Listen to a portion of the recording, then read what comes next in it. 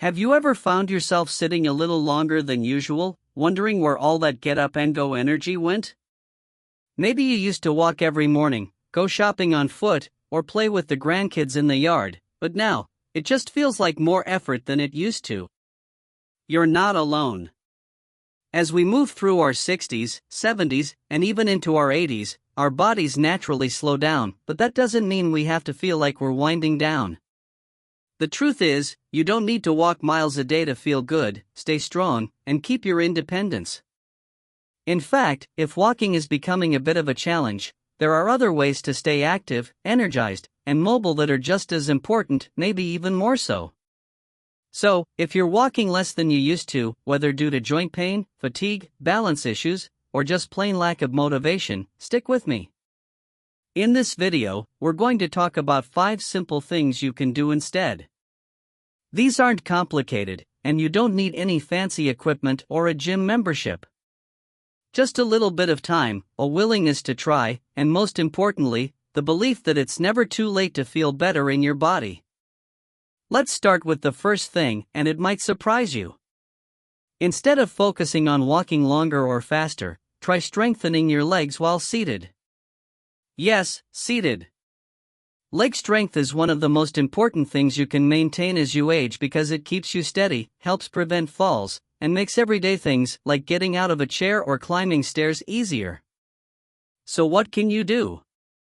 Try this. While sitting in a sturdy chair, lift one foot a few inches off the ground, hold for a few seconds, then lower it back down. Do this 10 times on each leg. It might seem simple, but you're engaging your thigh muscles, your core, and even your ankle stability. Another great one is the seated knee extension. Sit tall in your chair, straighten your leg out in front of you, hold it for a few seconds, and then bring it back down. Again, do it 10 times on each side. These little movements, done regularly, can wake up your muscles and help rebuild the strength needed for walking, even if you're not out walking every day. And here's something else, you can do these while watching TV, chatting on the phone, or listening to your favorite music. It doesn't have to feel like exercise, it can just be part of your daily rhythm. A few minutes here and there throughout the day can make a big difference over time. Now, let's talk about your feet. We often forget that healthy feet are the foundation of everything when it comes to balance and mobility. If your feet are sore, stiff, or weak, walking becomes uncomfortable, even unsafe. So, the second thing to do if you're walking less is to give your feet a little extra love and attention. Start by doing some simple foot stretches each morning or evening. While sitting down, roll your ankles slowly in circles 10 times in each direction. Then, point and flex your toes. You'll start to feel little muscles waking up that you haven't used in a while. If you have a small ball, a tennis ball, or even a rolled-up pair of socks, gently roll the bottom of your foot over it. This massages the sole and improves circulation. And here's a tip, soak your feet in warm water with Epsom salt for 10 to 15 minutes before stretching. It relaxes the muscles and feels amazing. Also, don't underestimate the power of proper footwear. Many seniors walk less not because of their legs or their energy, but because their shoes don't support them anymore. Maybe the soles are too slippery, the fit is off, or they've simply worn out. Wearing the right shoes can change everything. Look for ones that are supportive, non-slip, and easy to put on and take off. Your future self will thank you for it. So, we've talked about seated leg strengthening and giving your feet the care they deserve. These aren't flashy fixes, but they're powerful. They're things you can do at home, without stress, and they're often overlooked. Yet they go a long way in helping you feel stronger and more confident, even if your walks are shorter or less frequent. Now that we've covered those first steps to feeling stronger without depending on long walks every day, let's move on to another powerful habit that can bring your body and mind back to life, and that's breathing. I know, it sounds too simple, right? But let me ask you something, when was the last time you really paid attention to your breath? Not just the inhale and exhale that happens automatically, but the kind of breathing that fills your lungs fully and gently wakes up your whole system? As we get older, many of us tend to breathe more shallowly without even realizing it. That shallow breathing doesn't give your body the oxygen it craves. You might feel tired, foggy, or even a little anxious, and it might not be because of age, but because your body isn't getting the deep, nourishing breaths it needs. So here's the third thing you can start doing: deep breathing exercises. And no, you don't need to sit on a yoga mat or chant anything unless you want to. Just find a quiet moment, maybe in the morning before you get out of bed or while sitting by the window. Sit up tall, or lie flat if that's more comfortable. Slowly breathe in through your nose for a count of 4, hold it for a count of 4, and then breathe out gently through your mouth for a count of 6. Try that a few times. You might be surprised how relaxed your body feels and how much more energy you'll notice after just a few minutes. Deep breathing helps lower blood pressure, ease stress, and even improve digestion. It's like giving your entire body a soft reset, and it costs nothing at all. While we're on the topic of waking up the body, here's something else that deserves your attention: posture. That's right, how you sit, stand, and move throughout the day affects more than just how you look. It can actually influence how you feel, how easily you move, and even how safe you are from falls or injuries. Over time, it's natural for the shoulders to roll forward, the back to hunch, and the neck to crane down. But poor posture can limit your breathing, throw off your balance, and even contribute to back or hip pain. So what can you do? You don't need to walk laps to fix posture. You can start by making small adjustments right where you are. Try this while sitting. Plant your feet flat on the floor, sit up straight, roll your shoulders back just a little, and gently tuck your chin so your head isn't leaning forward. That's it. Just practicing that posture a few times a day can help retrain your body. You might even want to imagine there's a string pulling the top of your head up toward the ceiling. It's a small shift, but it can make you feel lighter, more balanced, and yes, more youthful. And if you're standing at the sink washing dishes or brushing your teeth, notice your posture then too. Are your shoulders tight? Are you leaning too far forward? Adjusting those small habits can relieve tension in your back and neck and help your muscles stay aligned. Posture is one of those things that sneaks up on us, but when we bring awareness to it, we start to move with more ease and grace. Now, I want to talk about something that's just as important as physical movement, maybe even more. And that's the connection. Human connection. Feeling seen, heard, and valued. You might be thinking, what does that have to do with walking less? But stick with me. When we feel isolated or disconnected, it affects our whole body. We might move less, eat differently, sleep poorly, or feel a lack of motivation. It's all connected. So here's the fourth thing I encourage you to do: reach out to someone each day. It could be a friend, a neighbor, a family member, or even someone new you'd like to get to know better. A quick phone call, a short chat over the fence, or even writing a note can lift your spirits and theirs.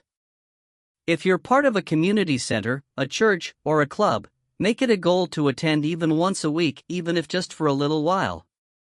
Being around others who understand you, who share a laugh or a story, is one of the healthiest things you can do, not just for your heart, but for your whole well-being. Even when walking feels like too much, human warmth is something you can still give and receive. And you know what? That connection often sparks motivation. You might feel more encouraged to stretch, to sit a little taller, to breathe a little deeper. Because it feels good to care for yourself when you know others care about you too. All these habits, strengthening your legs while seated, caring for your feet, breathing deeply, adjusting your posture, and nurturing connection, aren't just small tasks on a checklist.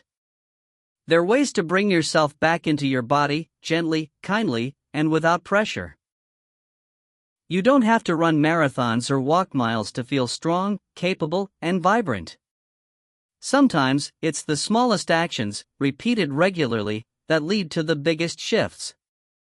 Next, we'll dive into one final yet incredibly powerful change you can start making right now, one that brings all these pieces together and helps you feel truly in control of your body, your energy, and your days can feel lighter, brighter, and more manageable when your body and mind are working together. And that brings us to the final habit I want to share with you today. It's something that touches every part of your well-being: flexibility. Not just in your body, but in your mindset too. Let's start with the physical part. When walking becomes harder, it's often because the body has stiffened. Muscles that used to stretch without effort now feel tight.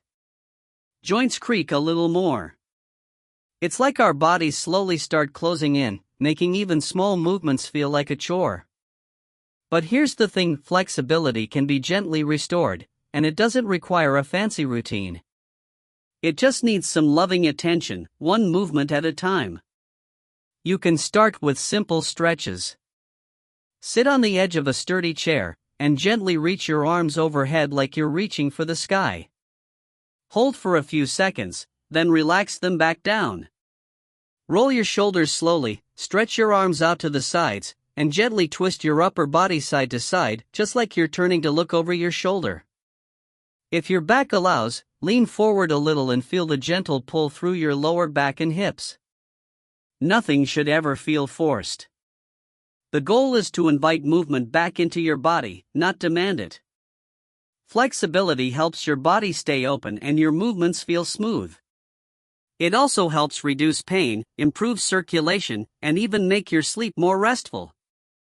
If you can build a little 5-minute stretching routine into your morning or evening, you might notice that your body begins to respond like a plant reaching towards sunlight. It starts to open up again. But there's another kind of flexibility that's just as important, the kind that happens in your thinking. It's easy to fall into the trap of comparing what you can do now to what you used to do 10, 20, even 30 years ago. You might think, I used to walk 2 miles every morning. Now I'm lucky if I make it to the mailbox. And that thought can sting. It can make you feel like you're falling behind, like something's slipping away.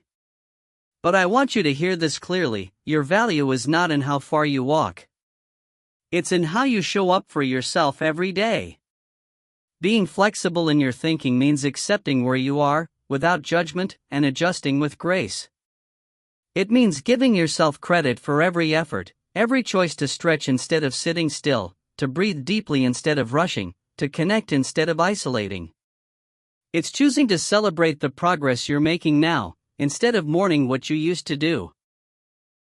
That mental shift alone can lift your spirit and give you a new sense of purpose.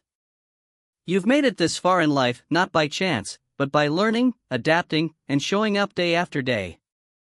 That same strength still lives in you. It might express itself differently now, but it's just as powerful. So let's take a breath together, right now. Inhale deeply, and let it go. Feel that? That's your body and mind syncing up. That's you choosing to take care of yourself. Let's quickly revisit what we've talked about, not as a checklist, but as a gentle reminder of what's possible. You've learned how strengthening your legs while seated can build confidence and stability. You've explored how giving your feet the attention they deserve can bring back ease in every step. You've practiced deep breathing to invite calm and clarity. You've adjusted your posture to lift your energy and open your body. You've seen how connecting with others isn't just social, it's vital to your emotional health. And now, you're stretching your body and your mindset to stay open, curious, and ready for what's next. You don't need long walks to be healthy. You need small, meaningful movements. You need kindness toward yourself. And you need to believe that your best days aren't behind you, they're right here, waiting to be created, one gentle habit at a time. So, if this video has helped you feel even a little more empowered, I'd love to hear from you. What's one thing you're going to try today? Drop a comment below and share your thoughts. I read every one, and they mean so much. If you found this helpful, give it a like so others can find it too, and be sure to subscribe for more videos just like this. We're building a community here, one step at a time, and you're a vital part of it. Remember, your health doesn't depend on how far you walk. It depends on how you move through each day, with intention, with care, and with love. Here's to living your best life at any age, and especially now. You deserve it.